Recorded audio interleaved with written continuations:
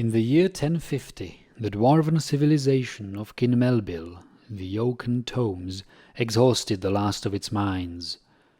Driven by lust for gold and rumors of the priceless and all but mythical metal adamantine, a team of 7 colonists was dispatched to build a new home for the dwarves of Kin Melville, in the smooth points of Pride. The diaries from the ill-fated foreman of the mine were recovered, giving some hint as to the rise and fall of the fortress that once stood there. It was called Boatmurdered.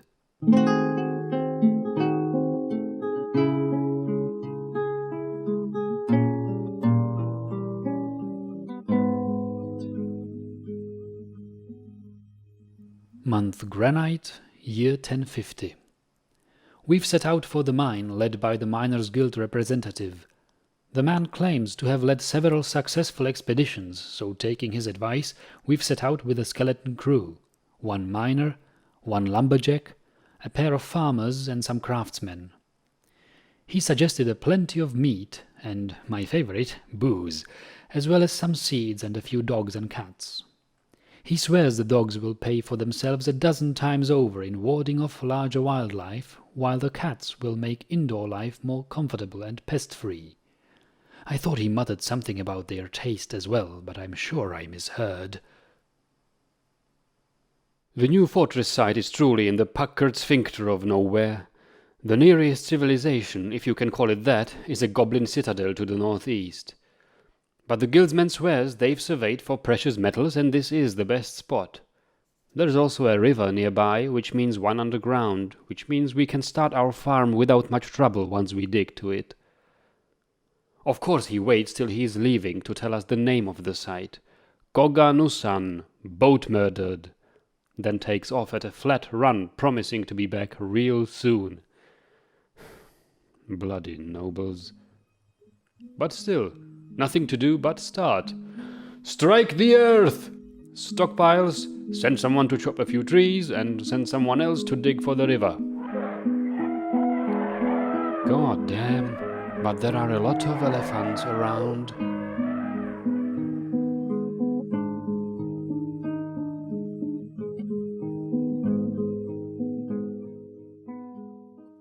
Month Fellside, year 1050.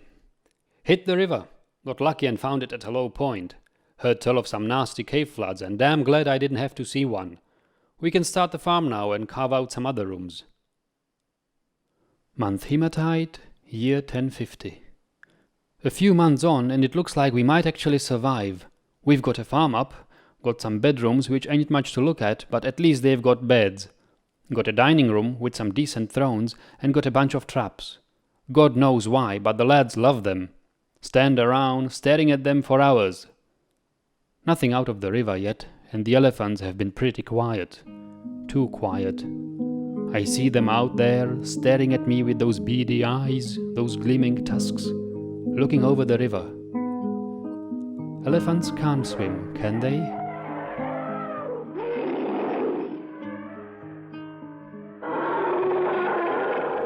Several pages of the journal are torn out here. The entries seem to resume sometime in the fall.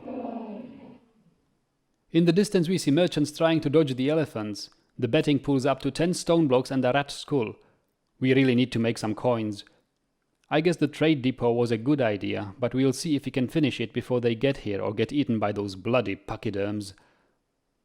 Now riddle me this. What sort of soft-headed, beard-gnawing merchants braves goblins, mountains, more goblins, and then those damn elephants to show up with nothing but 1 piece of cheese and 2 rolls of cloth? These merchants, that's who. I noticed one tried to eat his own ear coming in. Gods know how they are going to get out. Fortunately, they are dumb enough to take some of these useless trinkets in trade. Month Timber, year 1050. Fall's settling in, and it seems like a good time to take stock of where we are before winter gets around to killing us. Our bedrooms and dining rooms are finished. We are running low on booze, so we put a still together. I've never seen the lads put any building up so fast.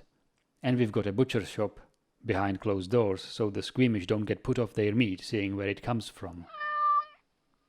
There is also the statue garden to get them away from throwing rocks across the river at the elephants, and the kennels so we can start training the dogs. One of the peasants has been working on smoothing the floors in the dining room. Looks like she's actually picked up a bit of a knack for it. The farm's undertended, but we've got plenty of food, so I'm not too worried. What does worry me is the wildlife. They are too quiet. I know they are planning something.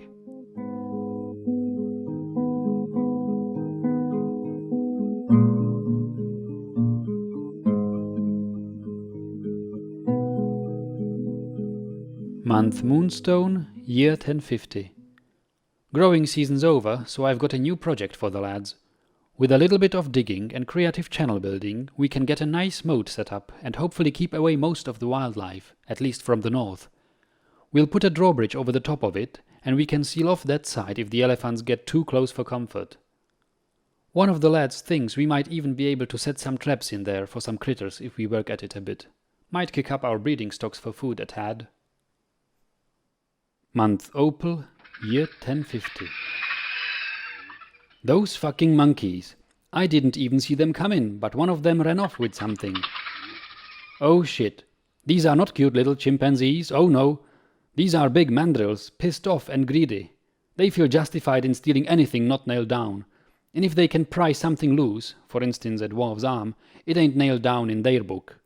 A whole horde of them busted in looking for gods know what. One of our war dogs went out to fight them off, which didn't go so well. A few more war dogs ran out and attacked. I have to say I'm slightly terrified by them. One of the bitches actually gave birth while she was attacking, and her puppies joined in on the carnage. At the end of the day, the 3 mandrills were dead, and they took one war dog with them, and injured another one, and a puppy. The poor dog's in sad shape. He keeps trying to find the dwarf who trained him, and then passing out. A few minutes later, he'll wake up, take another few steps, and pass out again. I am tempted to have him put out of his misery by the butcher, but nobody will touch him, and seems a sad way to treat someone who fought off the mandrills. The puppy is still running around, with half his chest missing. Makes it damn disturbing when he humps your leg, I'll tell you that.